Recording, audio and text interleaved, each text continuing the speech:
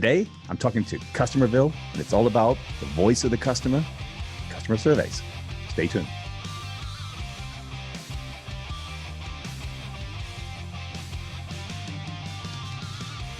Welcome to Season 2 of My Three Questions. My name is Andrew Mayer, and I'm all about sharing experiences.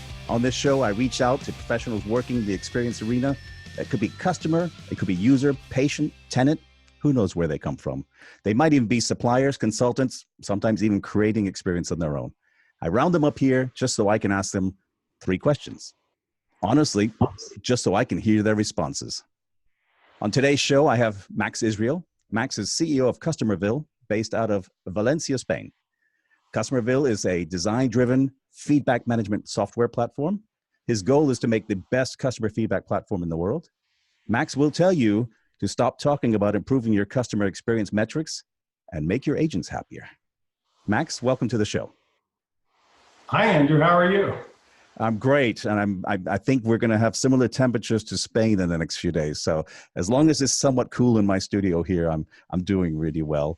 Before we get started here, I just wanted to ask you about Customerville, and there's something I saw on your website. It talks about survey fatigue. Yeah. And what does Customerville do to combat or alleviate customer fatigue, survey fatigue? I'll tell you something. A lot of people don't realize this. We've all seen these customer surveys that people get, but this year endlessly, and they pop up all the time here, right? They do. They really, really do. And I'll tell you something, that globally, people this year will be asked for feedback via a survey 250 billion times. So 250 billion, which is almost a hard number to get your head around. And you're right, people are constantly asking you for feedback. And most of those surveys are awful. They're just web forms people want you to fill out.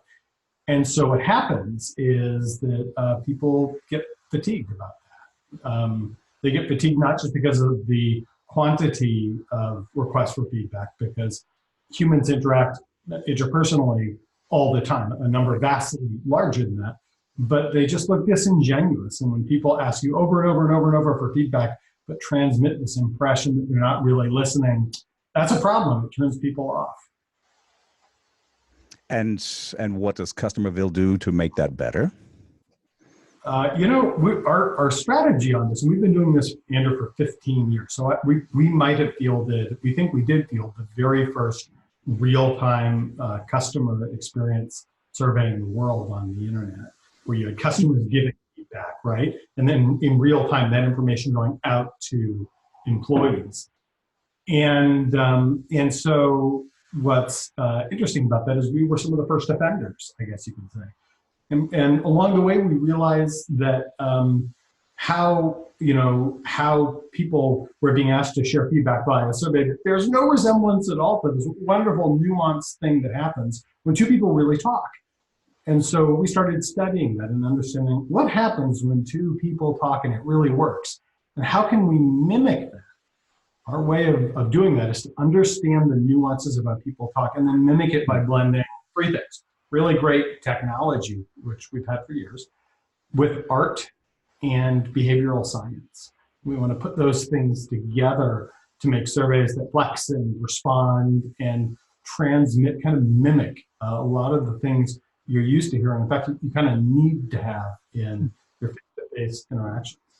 I will say your design-driven feedback, for anybody who hasn't seen the book, talks about, interesting, it talks about combining art with science in designing this. And I can relate with that. I can appreciate that because I just was at an event in Amsterdam this week, which was all about, obviously technology is about APIs, so the programming interfaces between applications and systems there.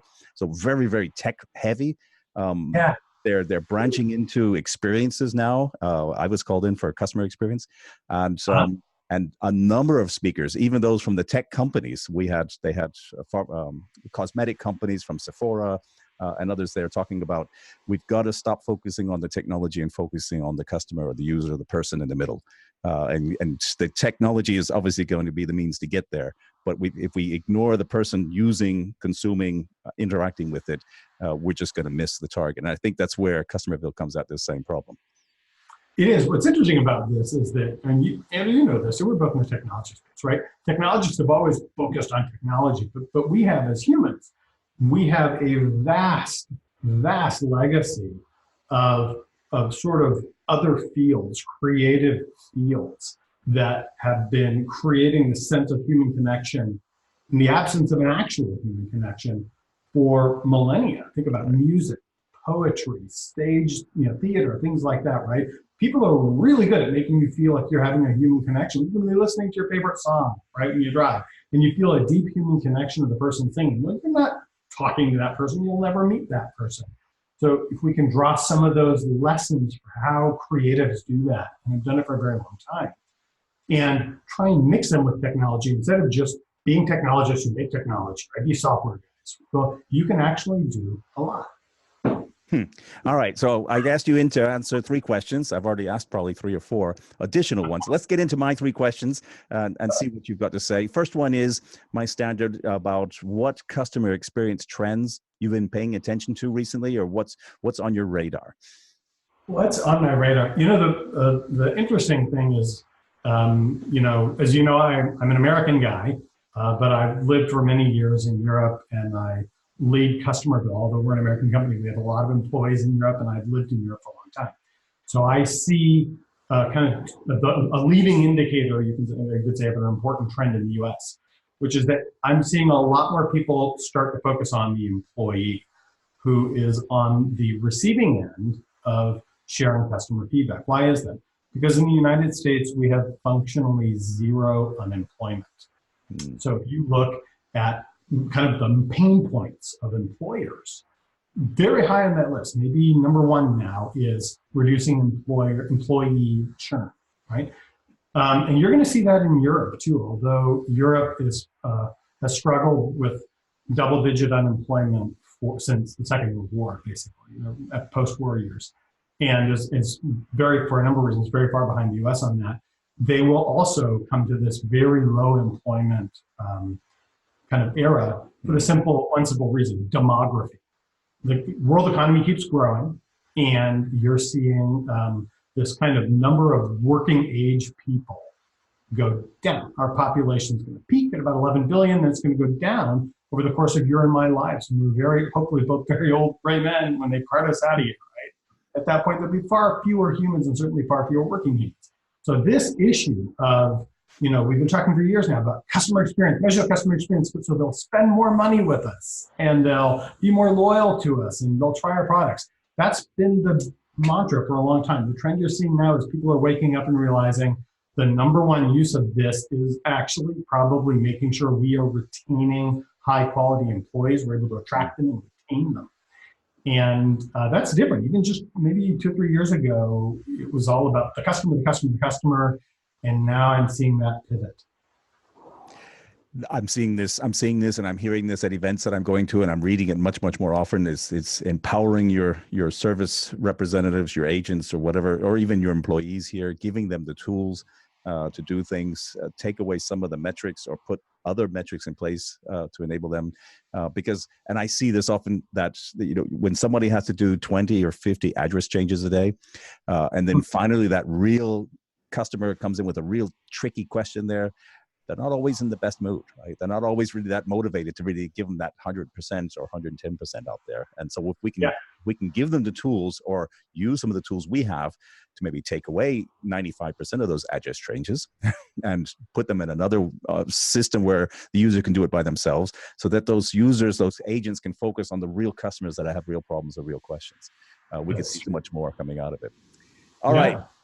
Question number 2, and this is the one I kind of always slip on the head. What question do you wish customers would be asking more often of their suppliers? Do I wish my customers would be asking me? Yeah. We're suppliers. We come in with technologies, and sometimes there's a question that they're just asking, or a question we're not asking of them.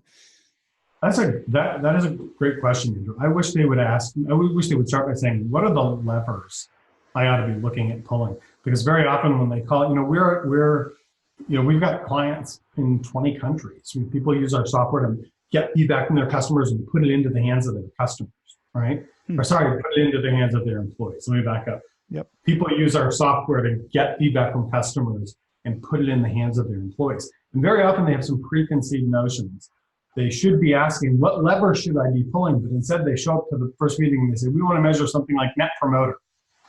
And that's what we're going to do. So how are you going to help us do that? And I wish they'd just take a step back and say, what levers exist that I might not know about?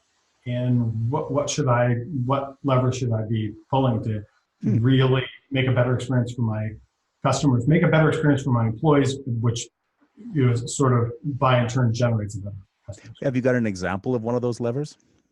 Yeah, honestly, our whole industry is just broken as hell, Andrew. People think of themselves like, and we talk about this in the book, where I think a lot of people who are in charge of customer experience programs think of themselves like the postman.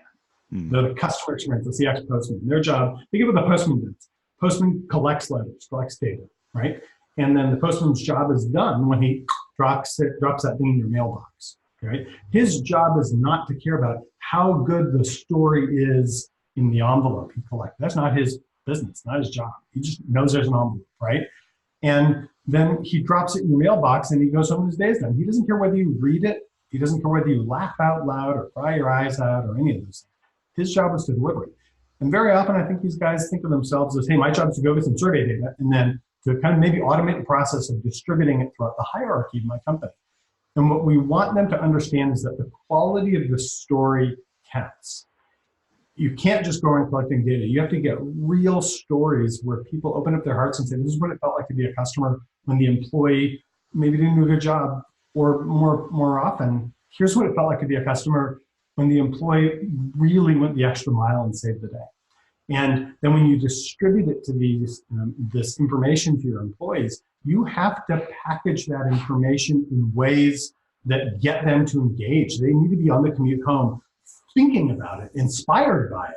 If they can't be inspired, I want them to be troubled by it. I'll take that, but I want them to be thinking about, like, what happened here? And what's my role in it? How can I change that? There's a kind of a model for that. It's like being a Netflix producer, right? Think of what the Netflix producer's job is. The Netflix producer's job is to gather stories and then kind of curate that content and package it in a way designed to keep the audience engaged. If the Netflix producer does not do a good job and the audience doesn't stay engaged, that guy doesn't have a job very long, right? But if the audience engages, you've got lightning in a bottle. I want people who run VOC programs, people who run customer experience programs to stop thinking of themselves like the mailman. You are a Netflix producer. You're producing this incredibly important story of your company, your brand, your product in people's lives. That's a big deal, and it's romantic, and it has the power to capture people's attention and hearts if you can do it. And then you need to automate this process, and that's where our product and some software comes in, is being able to connect that to vast numbers of employees in ways that really connect with them personally. I don't know if you can title your next book of Voice of the Customer program is equal to Netflix producer, but they might have copyright problem using the title Netflix. But I really like the example given there, because it really does take it out of its typical domain and its typical focus area as somebody who's there to create something that's really it's not just useful and it's not just a number. It's creating experiences, it's creating business, it's creating relationships. At the end of the day, we're still humans, and we want to, like we are here, interacting with one another here, and have those experiences. That takes me to my question number 3. All right. Simple one. If you had more time in the day, what would Max do with more time? I'd spend more time outside of the field. I'm a CEO, and I'm only human, and I am subject to the same weaknesses as anybody. And oftentimes the way that manifests itself as a CEO is that I end up doing things I think a CEO ought to be doing at my office, attending the meetings, looking at metrics, looking at, the product and involved in that stuff. I keep a diary, and what I realized, I looked back at the end of the year a couple of years ago, and I realized that I made lots and lots of decisions, and some were okay, some maybe did a little harm, I didn't make too many horrible decisions that year, but I made a few really good ones. And what I realized was all of those happened outside of the office. And so if you think about what we do, if we want to keep really driving that, a lot of the inspiration for what we do with the technology comes from learning how, we talked about at the top of your show, we talked about this, learning how people do it in other fields. So that can mean, I went to a wonderful exhibit on video games at the Victoria and Albert Museum in London with one of my sons in the kind of late fall last year. And I came back with 20 pages of notes, and it was incredibly inspiring. Speaking of Netflix, I'm working with one of our clients is Sky. And Okay. the guy who runs Sky Spain is an amazing thought leader named Nick McFarlane. And they are a streaming service. So I joke about the idea of a Netflix producer. He is that, right? So just watching how he does his work and how they think about content and story, inspires me. So I'd be out. That's very much in your book, right? I mean, it's very much not just in your book and things you write in your blog about as well about we're designing experiences, and there's a lot of pieces that come into designing experiences, whether they're this is still digital, you and I on a video, but we are talking to each other in real time. But there's a lot more than just the technology. And I think getting out, going to, the museums, going out to events where different people are presenting and talking about things just helps us broaden. Basically, getting out of the office is always a good idea, but going out and meeting new people that do different things is always inspiration. Listen, Max, thank you for being here on the show today. I really appreciate your time, and I'm sorry that Spain is going to send us the heat here in Germany next week. All of Max's links are going to be below down here. Max also has a video series, a vlog under customerville.com/vlog. That's how I first saw him in action on the site there. Thank you for being here today.